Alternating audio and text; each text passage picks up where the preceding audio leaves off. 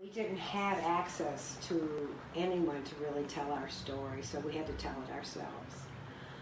And that was, the grassroots campaigning that, was done in communities all over.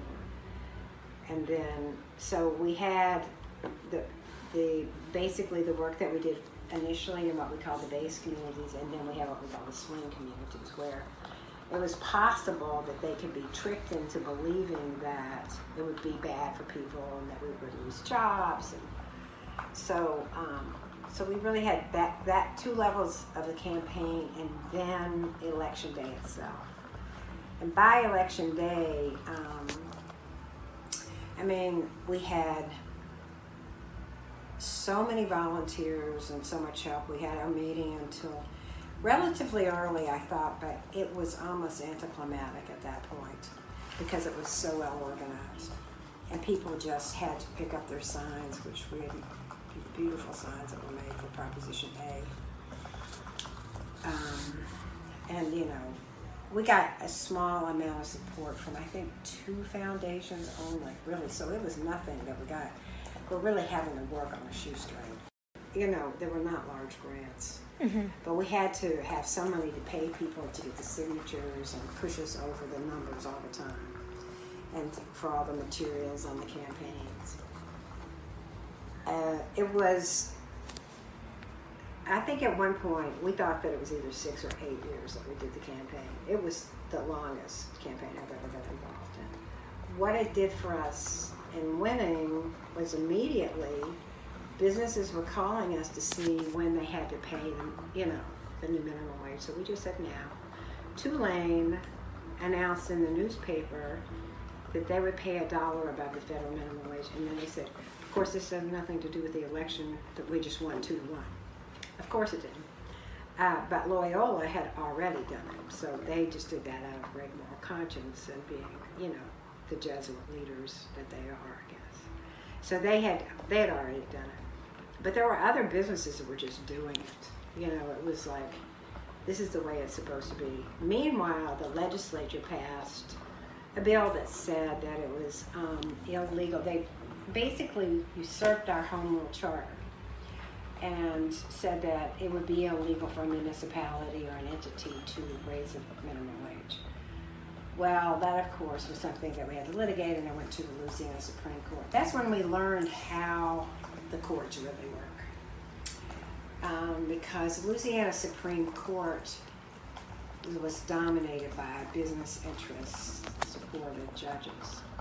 They actually had a strategy that's quite brilliant, I think, is that you don't have to buy lower level judges. You don't have to get involved in all those elections and get beaten, right?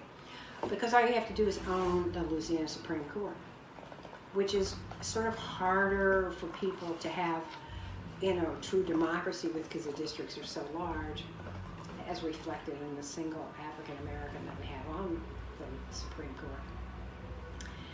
And they could just focus their money there.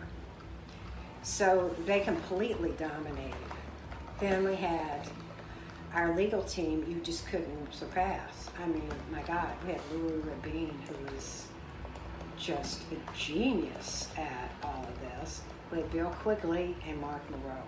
And they had, Mark Moreau had, Charles Delbaum and Rowena Jones and other lawyers who worked on this around the clock so that everything was perfect all the time.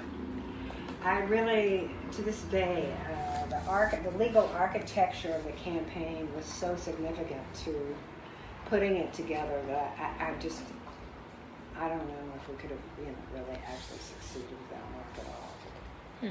And he's deceased now, so it was just a huge loss. But what happened in Acorn was, what that did was put the living wage campaign on the map.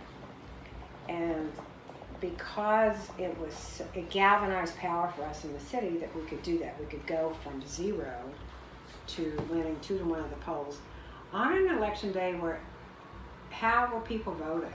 They were literally working 2 or 3 shifts. It was just, such a crush of tourists in town.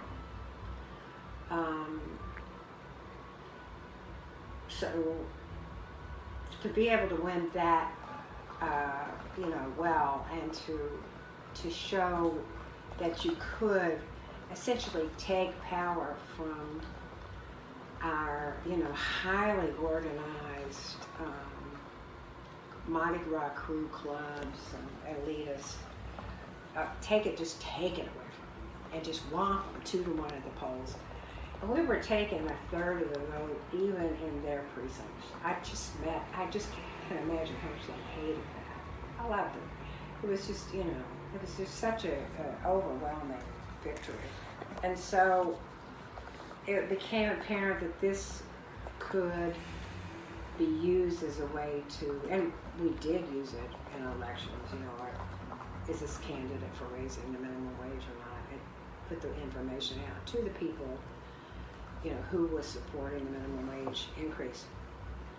And so it became a very important vehicle in the other cities who had not joined.